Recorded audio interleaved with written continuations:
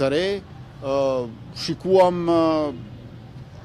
sektorët e ndryshëm të shoqërisë e të profesioneve, por me qenë se po e rithikësoj se është proces shumë i ndjeshëm. Por ne në konsultimet të subjektet tona në këtë fazë nuk mund të them më shumë se kaq, dhe me gjithë respektin për secilin prej jush, nuk është ky vendi ku u mund të flas për emra.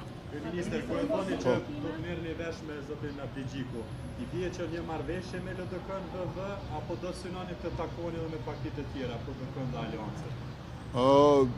Nuk mund të sillemi thu se unë nuk kam provuar të takohem me subjektet e tjera, unë kam hasur në refuzimin e subjekteve të tjera.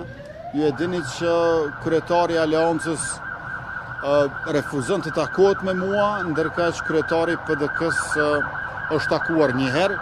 Sidoqoftë unë i falenderoj për komunikimin që kemi zhvilluar, sepse më duhet të pranoj që edhe kur nuk kemi takime, ne kemi komunikim.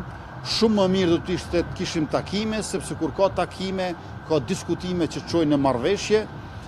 Kjo tashmë nuk varet prej meje, por nëse ka sadopak vullnet nga ana e PDK-s ose AK-s ose të dyjave për takime, për diskutime, për marrëveshje, unë jam ma shumë se sa i gatshëm i interesuar e i vullnetshëm. Por rrethona në cilën ndodhemi është rrethone imponuar dhe ku intensivisht kemi nisur bisedimet shumë serioze lëvizja vetëvendosje me Lidhjen Demokratike të Kosovës. Urdhëni.